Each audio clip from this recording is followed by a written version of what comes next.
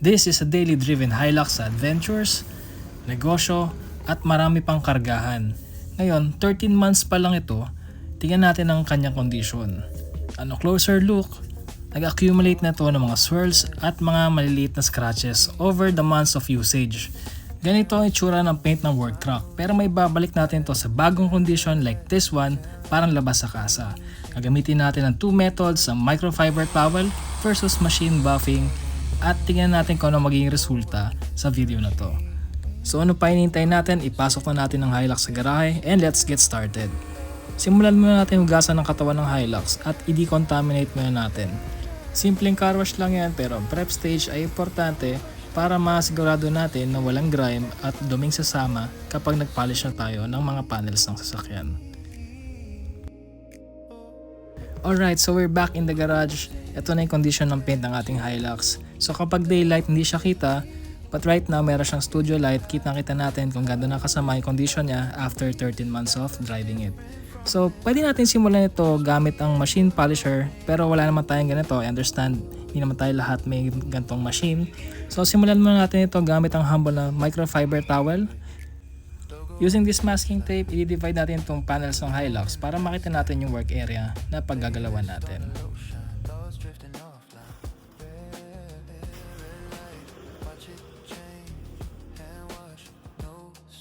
Dito sa top area, let's start using the humble microfiber towel combined with the Microtex Supra Gloss polishing compound.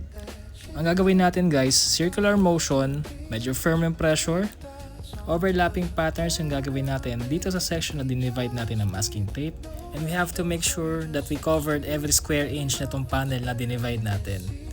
And continue na natin itong circular motion hanggat sa makover natin ito ng compound and makikita natin yung resulta.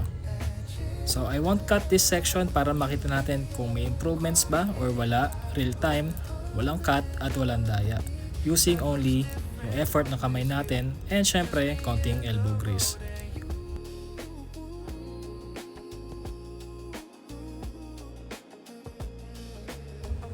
Right now, mapapansin natin na medyo effective na yung ginagawa natin. Mawawala na yung malalaking swirl marks na kaninang evident dun sa may area na yon. So i-wipe lang natin ulit, and I decided to go another run using the same technique, circular motion. Pero kung mapapansin ninyo, mas malaki na yung area ng microfiber na ginagamit ko. And gumagawa na rin tayo dito ng up and down and side to side motions na mas madiin para talaga mabuff yung mga gasgas. So punasan muna natin ito. Okay, so i-zooming natin yung gawa natin. Ito yung hand buffing na ginawa natin. Compare sa original na condition ng paint. So again, hand buffing and original. So try naman natin ngayon mag-machine. Sa machine polishing, same compound pa rin gagamitin natin. So gakalat muna natin yung compound dito sa section, and then we'll use speed 1 para ma-spread ito evenly and hindi siya masyado tumapon. At the same time, mas madali siyang punasan right after buffing the area. Once done with that, pwede mo siyang iset speed 4 to 5, and same tracks ng pattern gagawin natin, overlapping, para ma-make sure na we covered every square inch ng panel na ginagawa natin. And sa paghawak naman ng polishing machine, hindi kailangan madiin ito. Alalayan mo lang yung machine and let the machine do the work for you. Dahil kapag dininan mo ito, mas marami tayong top coat na matatanggal and hindi natin ito gusto sa ating proseso. So kailangan light lang, and again, let the machine do the work for you and relax lang ang ating kamay.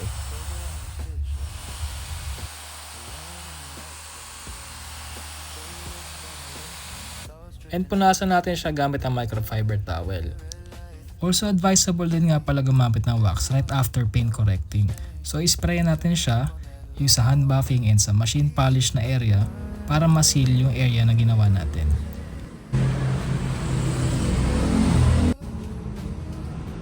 So ito yung ginawa natin. Ito yung hand buffing natin. And then, ito yung resulta naman gamit yung machine. Originally, we went from here and then maging ganito na yung condition. Basically, nag-work naman. So ito, again, ito yung ginamit natin kamay lang, microfiber towel. Pero mas matagal. So since this is a brand new paint, 1 year pa lang, hindi mo kailangan masyadong harsh na compound. And hindi rin kailangan masyadong matagal yung pag-polish. So you can do this at least once a year to maintain your paint condition. Kasi after a year, magkakamiss siya, may iwasan magkaroon ng gasgas, especially kung madalas ka magpa-car wash, ulan, init. Makapalaman yung top coat ni Toyota, lalo itong mga bagong model nila compare sa dating model like 2009, 2010 era, ito makapal yung top coat.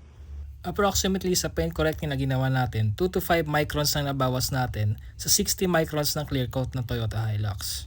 So technically, you can do 5 to 10 paint corrections sa lifetime ng sasakyan kung tama yung proseso mo. Tapos na natin itong passenger side na door sa harap. So ito na yung final look niya. Linisin na natin yung emblem, Take It Tomorrow. But here, and compare dito sa rear passenger side.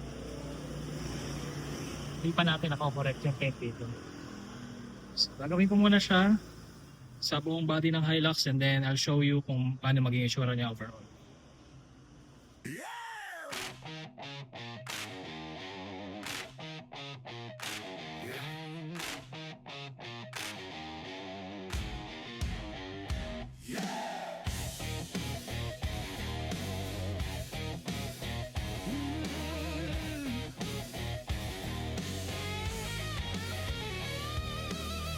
On the gravel, keys in the beast, Mr. Wild Tracks rolling, turn the engine loose, dust in the mirror.